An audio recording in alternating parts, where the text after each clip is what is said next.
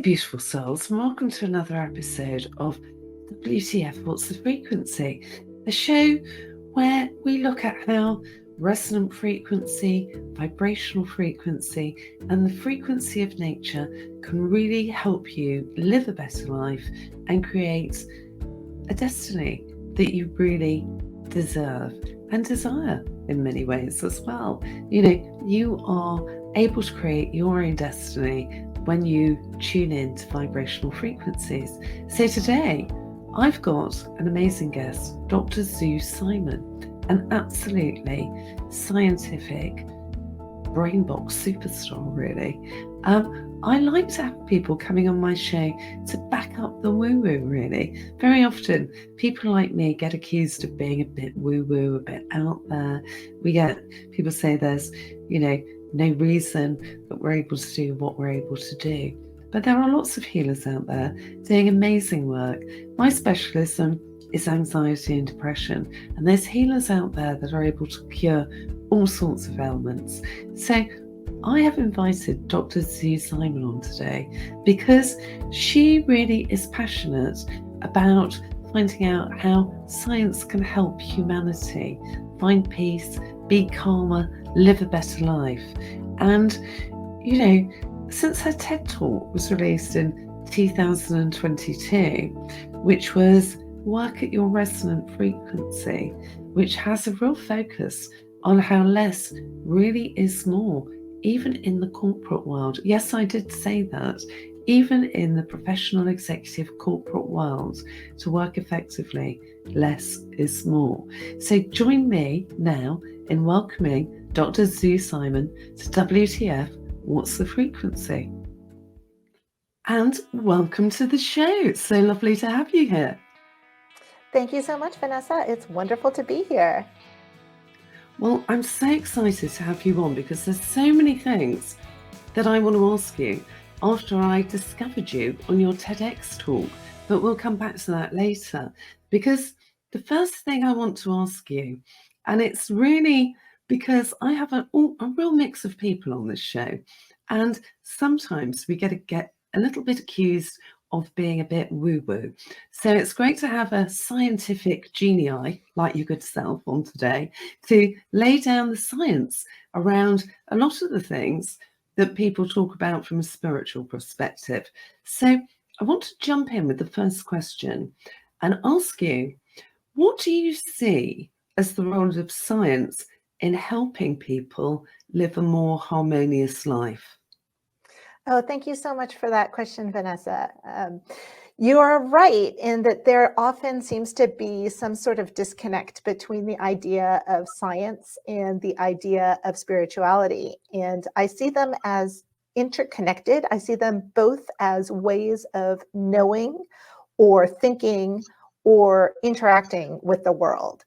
So what science does is science can lay out the way the world works in ways that can be explained or measured or even tested. So this is science deals in reality, but really good science, at the cutting edge of science, you're dealing with the edges of reality that can be explained. And those edges are where I think spirituality and science can come together. What do you do with something that can't really be explained? You can study it, you can try to quantify it, and that would be the scientific realm, or you can admire it, you can incorporate it into your spirituality. And both of those, I think, are good approaches, and they're not mutually exclusive. At its best, I think science can provide a framework for understanding the world, and people can use this framework to help them live better lives, however they choose to do it.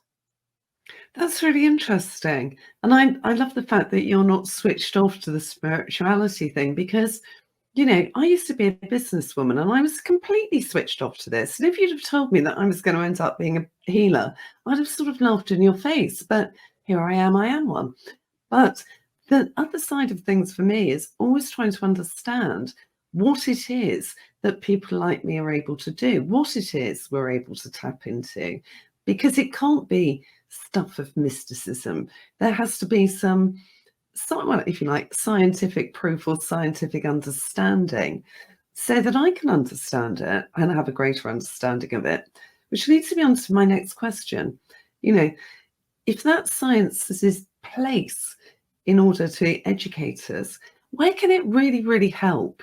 You know, how can we embrace it and bring it into our lives to add value? Because so many people are suffering from anxiety and depression, overwhelm and burnout, suicidal thoughts. So how can it assist in sort of helping things like that? Oh, that's also a really good question. And I'm going to start by saying something that I've noticed that isn't helpful so that I can transition to where I'm hoping science can be more helpful. Um, Something about science or the idea of something being scientifically proven or studies suggest, if you have that wording, then whatever you say next often comes across as the truth. And the truth is a lot more complex than what we can express with language. So, what I hope people don't do is use a scientific assessment to justify either bad behavior or judgmentalism, or even to go in the wrong direction. The way that I hope people will use science instead is science is also a method of inquiry. And when we talk about the scientific method, what we do is we form a hypothesis, and that's basically just an idea about how we think the world works or what we think is going on.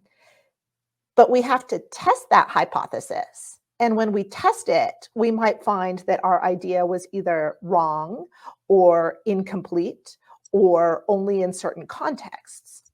So, how I hope science can really help is it can, in the best sense, it can give permission for people to interact with the world, to interact clumsily, to be wrong about their ideas, and then to make those ideas right, get closer and closer to a truth or a harmoniousness.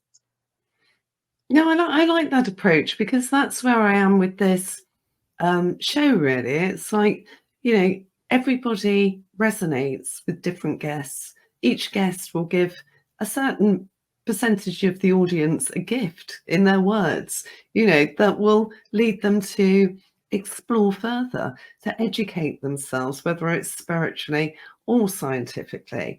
But it all leads back to the sort of same conclusions, doesn't it, really? That an awful lot of what we're doing at the moment isn't really good for ourselves or humanity because we're living in fear and we're living in an expectation of the worst in sort of flight, fight, or freeze, I think, is the new one I like to add in, which leads me nicely into really where is science limited with regards to this? Because we know what the problem is. You know, we have an understanding of new things that are able to assist, but where is science limited, would you say, in solving these problems? Oh, I would say that science has limitations just like individual people have limitations, and everything else has a limitation as well. The most obvious point of limitation is we only know so much about what is available that's been studied scientifically. And that's limited by what subjects have been studied. It can be limited by funding that's available. So which questions do the people in power want answered? It can also be limited by who has access to the information. And what I'm talking about here is in primary school, we'll have science textbooks, and there's a lot of information in these textbooks. That information is all old enough that it's been it's pretty conclusive. Like there's no longer an argument about it. But science is still going at the cutting edge. There's still information out there. There's still some controversy. And who has access to the information that is being controversial? Whose voices are being heard there? There's There's also a limitation in terms of how the scientific data are reported. Often they're reported as statistics. And so statistics can have a trend. So they'll show you what the trend is. And they'll also show you how strong the trend is. And if you want to apply that to an individual case, not every individual follows every trend. So here I'm talking about maybe biology or psychology, where there is a trend and there's, most people fall into whatever category, or most of the time this procedure works to get that outcome. You still have to try it on an individual basis, and you still have to try it in different contexts. So I think science can be limiting if people think of it as prescriptive instead of descriptive, or a starting point for finding individual contexts. I love the fact that you said that it's a starting point for individual context, because I think particularly my generation always looked up to professors and highly educated people that make these scientific statements, and have always been rather poo-pooed if we've ever questioned them. And I think it's great now that we're at a point where people like your good self are saying it's a starting point. It's a starting point of your education, and nothing is finite. And I just really like that, because we should never stop learning. And the world is, particularly natural frequencies and vibration, are just at the beginning of being studied and being understood. So it's great that for me, it's an ever evolving menu of data that I can consume that leads me on to sort of greater things and greater ideas. So that's particularly why I'm interested in quantum science. But this leads me on to your recently published TEDx talk, which is all about working at your resonant frequency. And I just wanted to ask you, what is resonant frequency?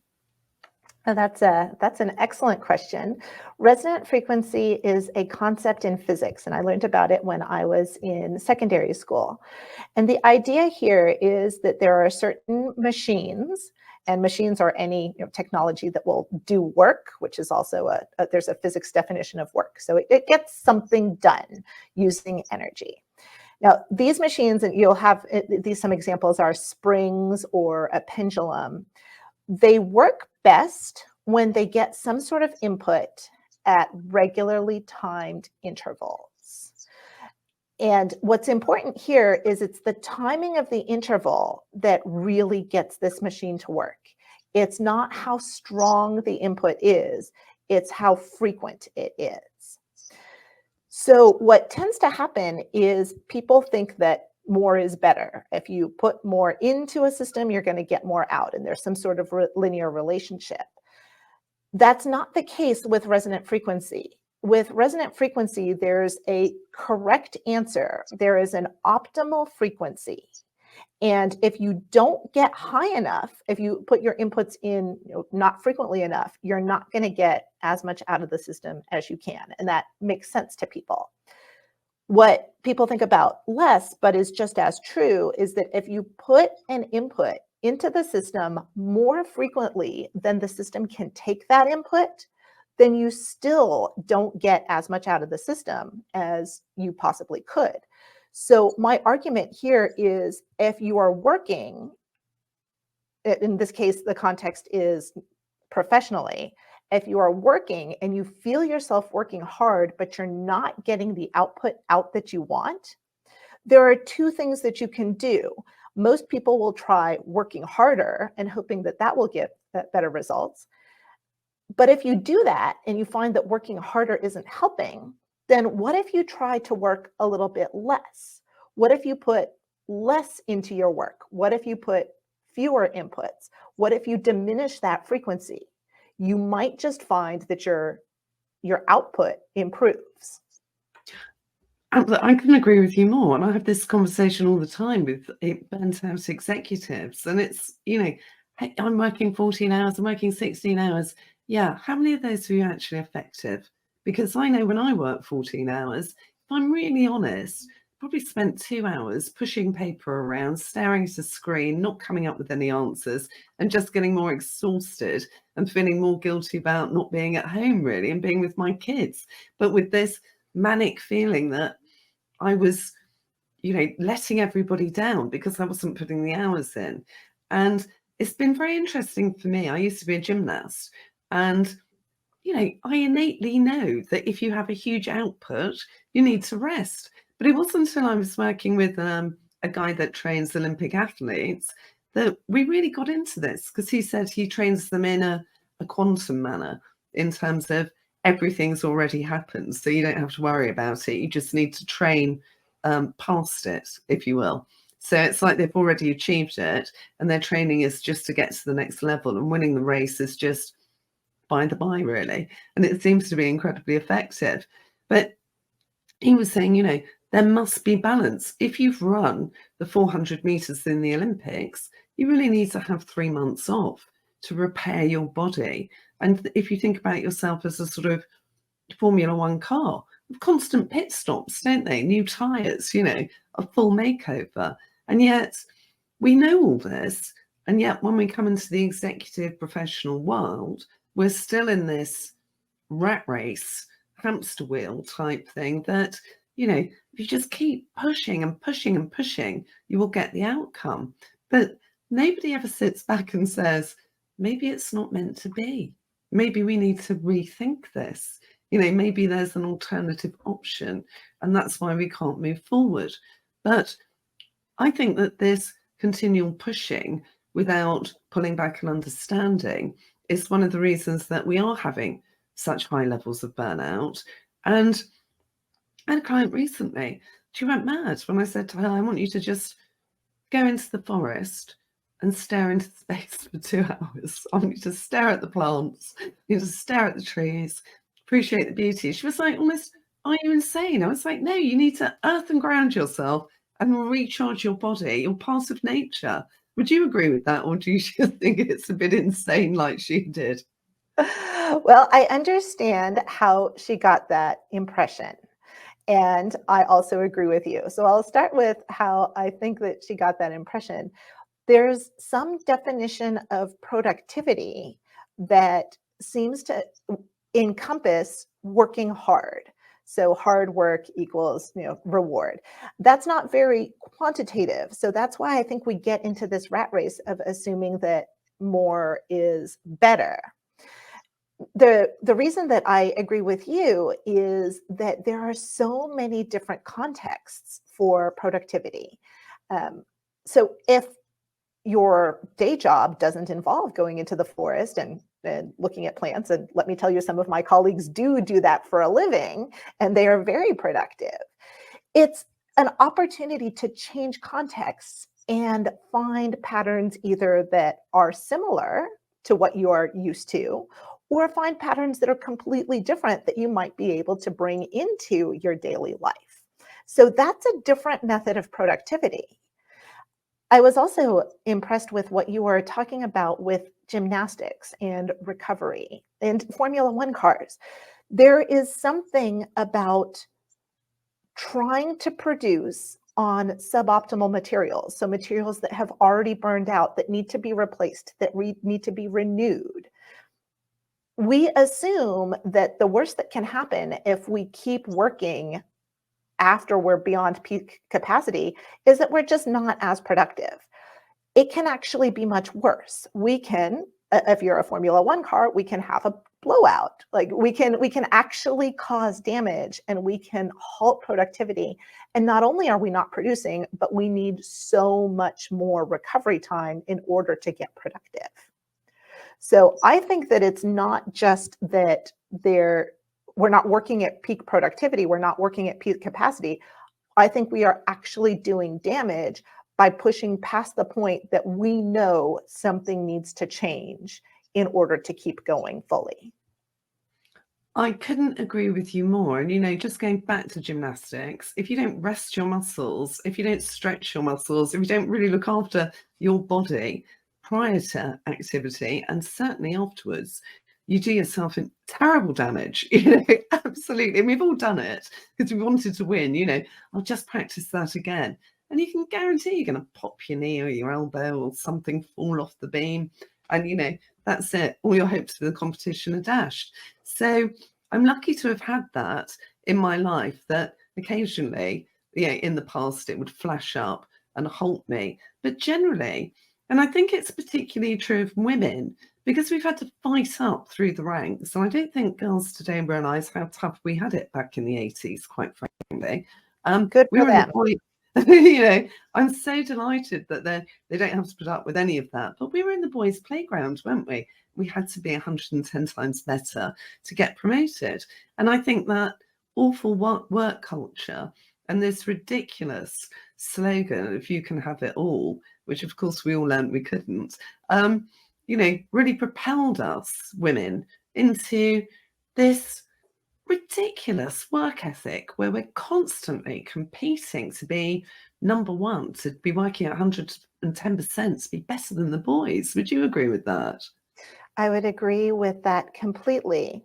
What you're touching on as far as the gender dynamics and those of my generation who really had to push for equality is there's an element here of prestige or power where the standards are set by those in power, and there's almost, we would call it the old boys network, but there's almost a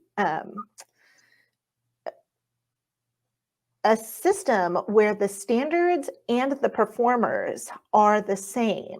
And so anybody who's outside the system not only has to figure out the standards, but also perform to those standards, which may not be the correct standards, and also be recognized as fitting those standards. So that does take a lot more energy.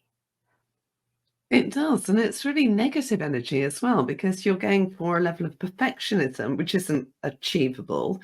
Every time you make a mistake, instead of thinking, oh, that's a learning experience like I do now, I won't do that again, you punish yourself, berate yourself, you really are. I find women that come to me have been, over the years, have been incredibly tough on themselves in order to get to these esteemed positions. And unfortunately now they've achieved it all, many of them don't want it, really. They've got all the way up there and it's just been too exhausting. They want to go off and start making wine or something, or running a small hotel in France. Oh, and isn't that the cruel irony? And that does bring me to the other point. You mentioned we can't have it all. And that is true. What we can have is some decision-making power over which of the things that we can have that we actually want. And we can pursue those. And if we really know what is going to create happiness, and we go about those things in a more focused manner, it feels just as good as having it all. And it takes a lot less energy. Yeah, and it's all about the energy. I mean, certainly as I get older, I do think about myself as a depleting battery, and I'm just sort of all about, oh no, I can't be sitting with that, be a drain on my energy, So this seems the perfect point to just stop for a short advert from our sponsors, My Lifespring. But please stay with us, everybody, because I am having the most fascinating conversation about how to live and work at your resonant frequency. Please stay with us. We'll be back very soon. Ignite your vitality. Meet the Lifespring Gold Card, a quantum leap in wellness. Revitalize your bioenergy, boost stamina, ease aches, and improve your mental focus. Shield yourself from electromagnetic frequencies emitted from cell phones, laptops, and other smart technologies. Restructure tap water, revitalize food, and harmonize everything around you. Elevate well-being with Lifespring, made in the USA. Order today from VanessaElston.com. And we're back. Thank you so much for staying. For staying with us and, joining us again for the second part of this amazing conversation. So we finished up talking about working at the right frequency. And we're really picking up on a constant point here that less is more in terms of performance, and in terms of how you feel about working and engaging with life. So, having had a talk about work-life balance, I know you've had your own experiences and you've come to these conclusions for a certain reason. Do you want to just tell us a bit about your own story and how it's helped you to sort of understand how to work better? Yes, I can tell you that ever since I can remember, starting in kindergarten, I have had a drive to achieve. I wanted that external validation and that internal feeling of achievement. So if there was an assignment, I would do it. If there was a standard, I would meet it. And I could tell, pretty early on that it was very difficult to meet other people's standards. And I almost had this feeling that if I just met the standard first, then maybe I could rest. And what clearly just having that thought means that rest was what I most desperately needed. And I had mentioned earlier that it was high school when I heard about this concept of resonant frequency. And I don't know what everybody else's experience of a high school science class is, but in my class, there was a lot of boredom. There was a lot of staring out into space. There was a lot of not understanding what was being said or why.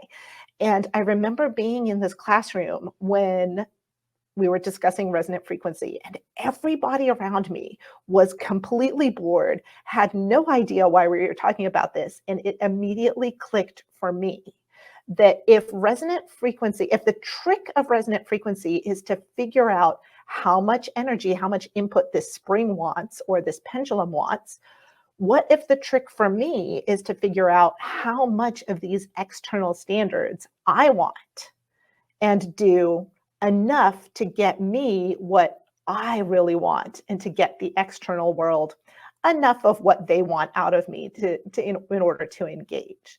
So that was decades ago. I'm not going to tell you how many decades ago, but this moment clicked. And when you're talking about sometimes your guests will provide a gift to some small subset of your listeners, my teacher gave me a gift that I know nobody else caught, but it lit me on fire and it got me thinking about it for the rest of my life. Now, that said, that was just a concept. And I won't say that I figured out my life in high school and that everything was wonderful. I will say that I went to college, I went to graduate school, I worked very, very hard to the point where sometimes I was miserable and woke up some days having failed an experiment so disastrously that my thought was, I could have been more productive if I stayed in bed today because I wouldn't have messed all of this up. And that's part of the process of learning. What actually got this to a head though was when I had children. So all of this works. All of this idea of just push more, contribute more, be more, stay longer works until there's a daycare deadline and there is no fear in the world like missing daycare, missing the Oh daycare my pickup day. God.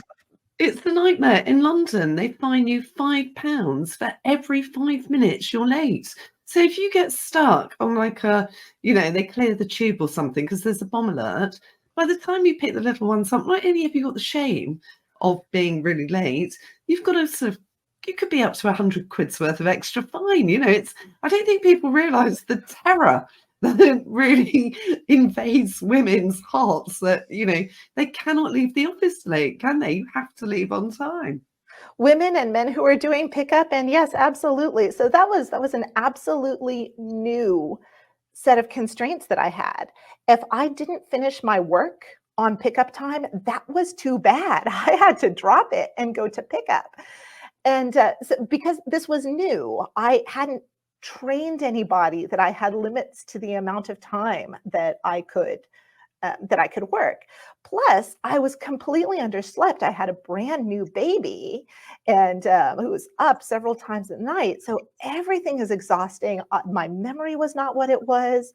And I couldn't make up for it by just working harder because I had these new responsibilities.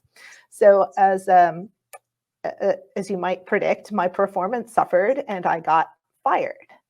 And I didn't appreciate this very much. And I thought that it was, I considered this a management error, because I believe that there is a growth period where people get to figure out how to grow into their new situation when the situation I changes. couldn't agree more. And when I used to run my business and my girls used to have babies, some of the guys used to say, "Oh, that'll be the end of them. We won't see them again." And I'd say, no, if we're really gentle with them, if we make it really easy to come back to work with us, we won't lose all that expertise, and they will be loyal beyond anybody new that we could recruit. And our team was immensely successful, but we always allowed 6 months. We used to call it, allow for the baby brain mush. And it's not mush. It's just the fact that you haven't had sleep for weeks and weeks sometimes. You're now having to do a whole day's work before you even get to work. And you've got, like you say, everything's got to be done by baby pickup time. It's tough, isn't it? Yes, and if the brain is mush, then it is restructuring. And in fact, studies do show that women's IQs do lower somewhat during pregnancy, but then they increase by leaps and bounds after delivery. And I could tell that this was happening. You have a comment, it sounds. No, I just find that fascinating. I've never heard that scientific fact before, because one of my daughters has just had a second baby and she was going back to work and she was saying, the brain mush. And I was saying, no, wait, give yourself another 6 months and your brain activity will be off the scale. She's a project manager for a big newspaper. And I said, you'll be able to just do everything 100 times faster. Believe me, it's true. But it's great to hear that there's science behind it, and I'm not just basing it on the experience of my anecdotal experience, really.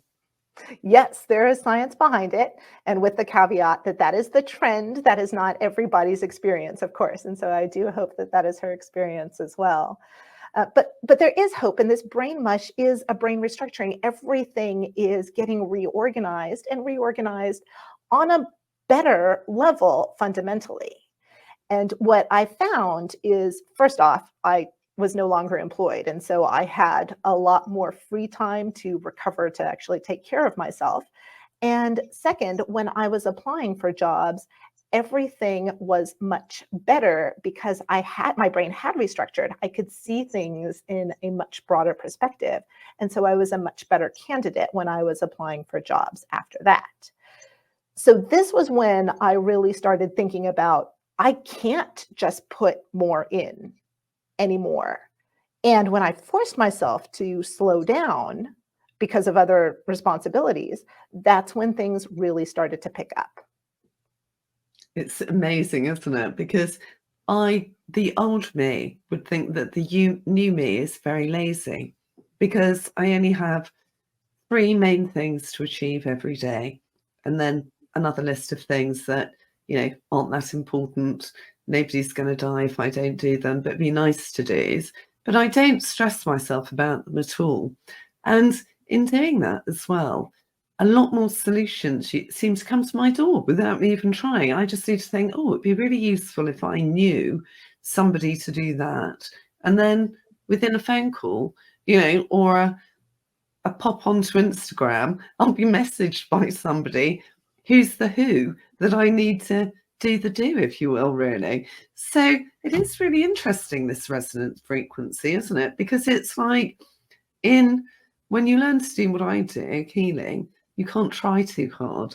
And people try so hard when you try and teach them. And you're like, no, you have to almost be not bothered. You have to be totally unempathetic. It neither matters or no matters. You have to be neutral, and you come from that point. And it's a really hard point to get to. You think it'd be really easy, and it isn't.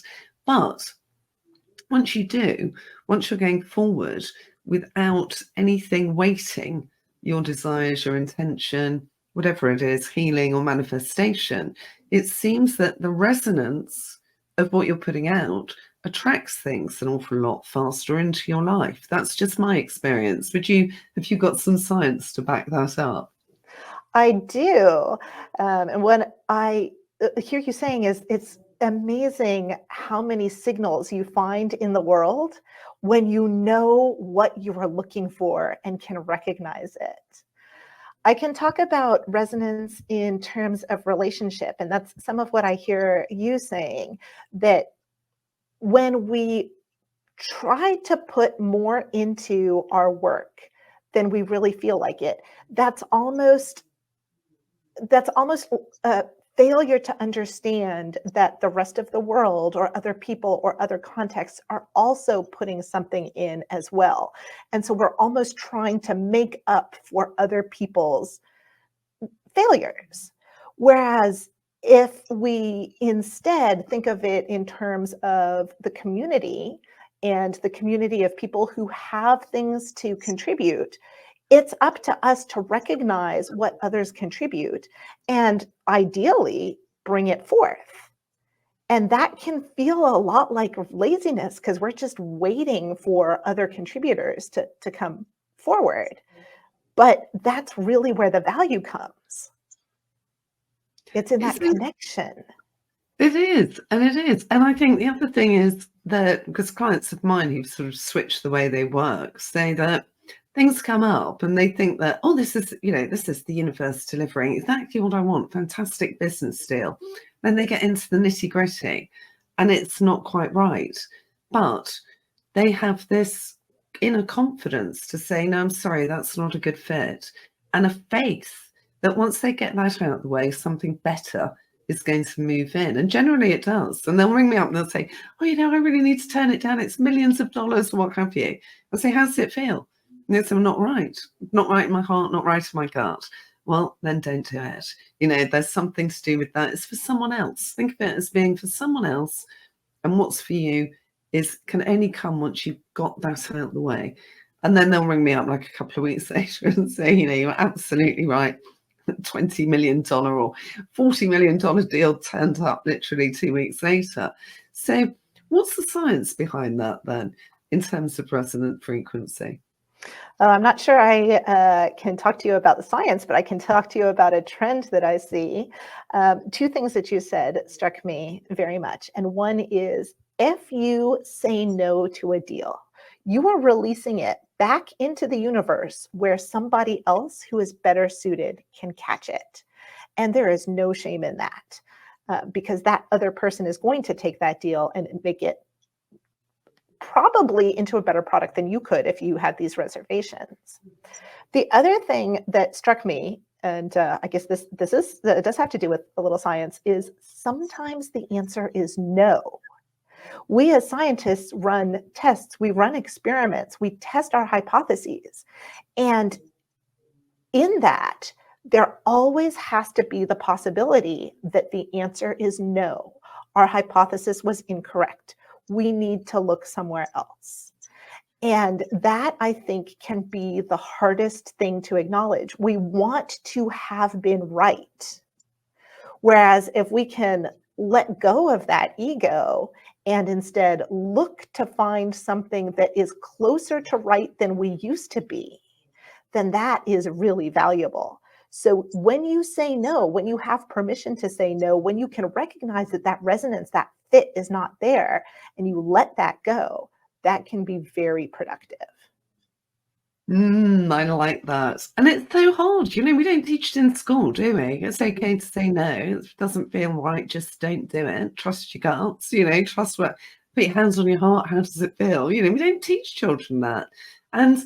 But we know when they're at their most innocent that they have those immediate reactions anyway. And then we get cloaked, don't we, by the ideas of society and expectation that we have to behave in a certain way. I absolutely revel in saying no. And a friend of mine taught me recently to say no without giving any excuse whatsoever, because she said men do that all the time. And women rarely do. So I thought, I'm going to take that up now. And it's a lot easier than you think. People just accept it. It's quite interesting. It's a different frequency to what I always felt that if I said no to anything, I must give justification, And I think it's a habit we all need to get out of, really, don't we? It's just not all right for us. I agree. No is a complete sentence, for sure.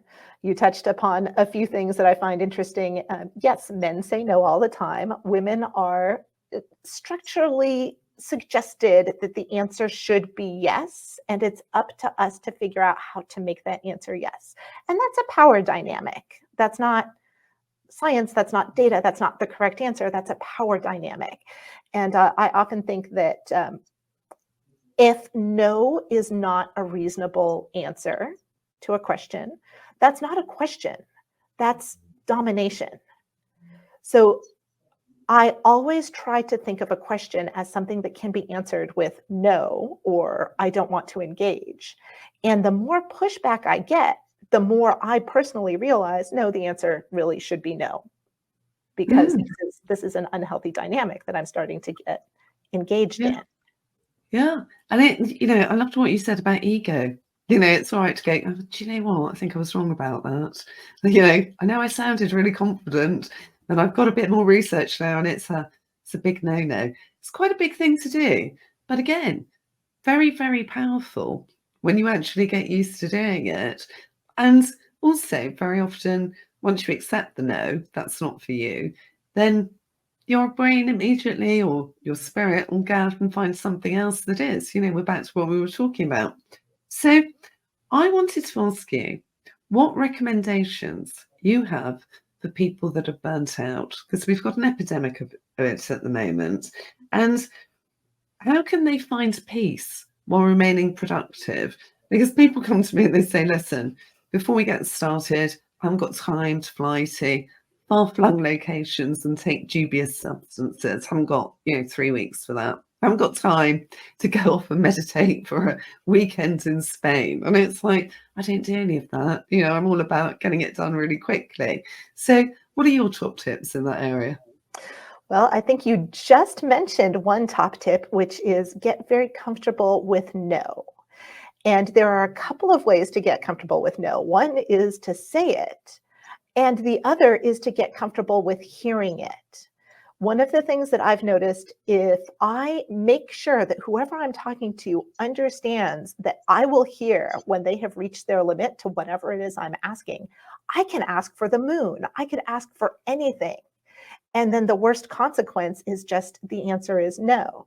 So if other people tell me no, and I can trust them to let me know where their limits are, I have complete permission to ask for anything. And that's a big freedom.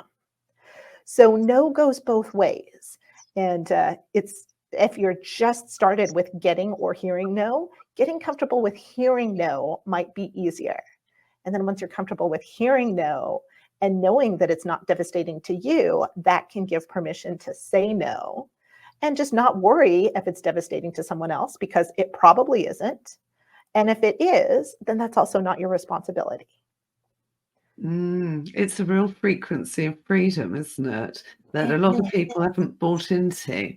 And listen up, everybody. Embrace the power of no. It really is. It is something that's, for a lot of people, for me, it was really difficult. I'm the eldest. Everybody was used to me saying, yes, I'll arrange the 60th birthday party or the funeral or whatever it is. And then I resigned about 3 years ago. I just said, no, I'm sorry, I'm resigning from the position of eldest of the family. I'm handing over to you younger siblings. It's your turn, time to step up. The shock was incredible. But anyway, I'm going off piece here a bit. So how can we keep peace? So we can say no, which is great, but how can we find peace and stay productive at the same time? So when we're talking about finding peace, there could be a couple of definitions, and one could be internal peace, so peace within yourself, and another definition could be peace with other people. I think we focus, especially as women, we focus too much on peace with other people. And so the first thing I would suggest is find or value inner peace, probably more than we are valuing it ourselves. One way to do that is I would like to give permission for people to meditate. Meditating gives people access to their internal states and permission to use that as information to use their emotions as information as opposed to anything that's going to run away or take over the situation. The other suggestion is to look long-term where you're going. So have that outward focus, have that long range vision, more so than where you are and what is exactly happening right now, because everything is going to change. And so if you have any permission to change it for the better, look how to change it for the better.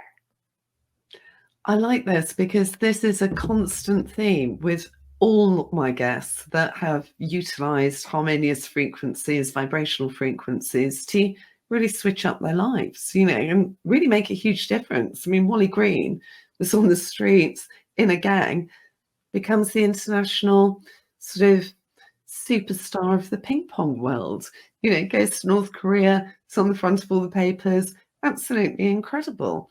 So, but everybody says it's about being grateful for what you've got, but also constantly imagining where you want to be in, universal technicolor, really, and, smelling it almost, feeling every emotion and every sense that's involved in whatever it is you're envisioning. And that's what they all did. They said, I did it all the time. From the moment I got up to the moment I went to bed, and I was grateful for every little thing along the way that improved my life. So it's great to hear you, a scientific person, speak of the same thing, because I just want the message to get through to people. You can start this today. You don't have to read any books. You don't have to meditate for 6 weeks and, an hour every day. You just start today using your mind, and you can start creating your destiny. So, talking about your destiny, what's next in your resonant life? Oh, the possibilities almost seem endless, but I can tell you the two things that I'm focusing on now. I do have a message, and I have a message that I think that the world can benefit from. You found it. I left it out in the world, and you found it. And that message is work at your resonant frequency. I do have a TEDx talk, so it is 17 minutes, and that is just available on the internet. I am also giving that message in greater details in all sorts of contexts, educational, workplace. So I'm doing the speaking and coaching aspect of having that message. At the same time, a lot of my message focuses on work, so the professional realm. And I definitely want to keep in the professional realm. So what I am doing now is I'm Chief Operating Officer of Enozo Technologies.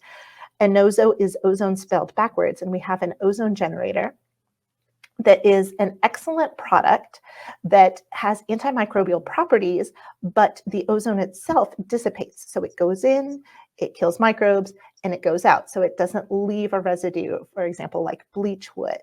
And I'm very excited about this. Sorry, can you just say that again? Because I've got a meeting coming up with Penny Poyser, the Queen of Green, sort of, famous on the BBC. And she's always ranting about bleach being, affecting your nerves, really. It's derived from a nerve agent. And I'm paranoid about using it now. I'm always using, is it eco? What's it made of? Is it going to hang around?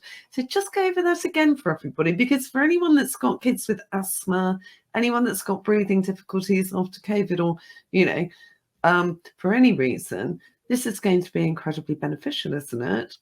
Yes, this is aqueous ozone, and it is an emerging antimicrobial product that simply does not stay around long enough to affect humans or animals or plants. My goodness. So it goes in, kills everything that we, can harm us, and then just dissipates. Is that right? That's right. Gosh, this is amazing. So is it a product that's on the market now? Is it hard to find? Because I haven't ever heard of it before. It is on the internet at enozo, enozo.com. How exciting. Well, everybody, this sounds like the product you need to have. Does no harm to the environment, no harm to plants, no harm to us. I mean, it doesn't sound like it gets much better than that. So what are you actually doing for this amazing company with this amazing product? This company has spent several years in research and development, and now that phase is done, we are going into the implementation phase, into the marketing phase. So really bringing this product out into the world where it can do good. I can't wait for it to be a household name. I think that's incredible. So we're at such a wonderful point in time, aren't we, where science, cutting edge science and new technology is merging into our everyday lives, cleaning products, quantum healthcare, things that are chemical free, that are utilizing new technology. And where we started this conversation, really, stuff that can't always be quantified very easily. So I think that's fantastic. So if we want to hear, we've talked about your TEDx talk and where everybody can find that, literally just Google it, and it's worth every one of those 17 minutes of your time. You'll come out certainly educated at the end of it. If we want to find more of you, where do we find you? You can find me on Instagram. I am a Shoe Fits speaker, and Shoe Fits is spelled XUFITS. You can also find me on shoefits.com, and I am on LinkedIn as Shoe Simon, PhD, MBA, because if you don't have the credentials, you'll find a lot of Asian men. Oh, that's very interesting. Do you know what? There's another Vanessa Alston who's a vicar. And I always have to say, I'm not the one with the dog collar. It's really funny when you come up with somebody who's got the same name or they don't pop in the right credentials. Well, Sue Simon, I can't thank you enough for spending time with us today. It's been a real education and a real pleasure getting to know you. Do you have any last words for our audience before we sadly close down the show? It was such a pleasure to speak with you, Vanessa. Thank you so much. Oh, it's my pleasure. And everybody, less is more. Listen to what Sue Simons has to say. It's all backed up by science, not the usual woo-woo that some people accuse me of having on this show. So thank you so much for joining me again. And please join me next week, 8 p.m. Eastern, on WTF, What's the Frequency? In love, light, and frequency.